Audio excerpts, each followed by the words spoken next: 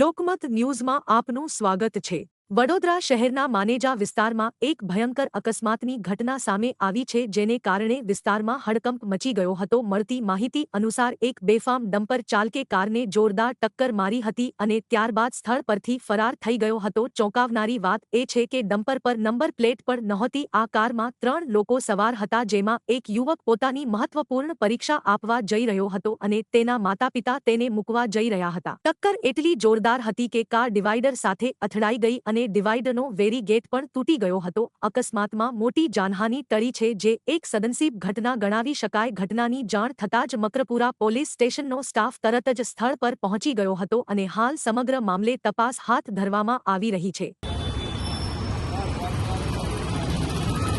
Maneja crossing ગામડેથી આવતો હતો માલસરથી અને મારે બાબાની એક્ઝામ માટે, તો આ ડમ્પરવાળા ભાઈ આવ્યા જેની નંબર પ્લેટ નથી અને મારી ગાડી સીધી ચાલતી હતી। પાછળથી એમને મારી ગાડીને પાછલી સાઈડે ટક્કર મારી, એટલે મને કંઈ ખ્યાલ ના આવ્યો, પણ મારી ગાડી ફરી અને પાછી ડમ્પરમાં જ અથડાઈ અને 30 ફૂટ જેટલી ગાડી ફેંકાઈ ગઈ છે અને તેનાથી આખી ડિવાઈડર પર ચડી ગઈ ગાડી।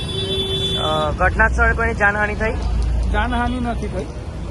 તમે ગાડીમાં કેટલા સવાર હતા? ગાડીમાં 3 જણ હતા સવાર। બીજા બે? હું, મારો બાબો અને મારો વાઈફ। એ એક્ઝામ છે બાબાની, એટલે એમને મેં મોકલી દીધા છે એક્ઝામ આપવા માટે। હું અહીંયા ઊભો છું ગાડી પાસે। કેટલા વાગ્યા ઘટના બની હતી? આ ઘટના બની 8:30 પોણા 9 ની આસપાસ। અને પેલા બે સવાર ક્યાં ગયા? પેપર આપવા ગયા? પેપર આપવા ગયા છે। તમારો પરિચય? હું માલસર રહું છું। મારું નામ Patel PS ફુગીલાલ।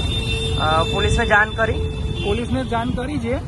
Makarpura police station ગયા, પણ તે કોઈ છે નહીં ત્યાં, અને 112 નંબર પર જાણ કરેલી છે।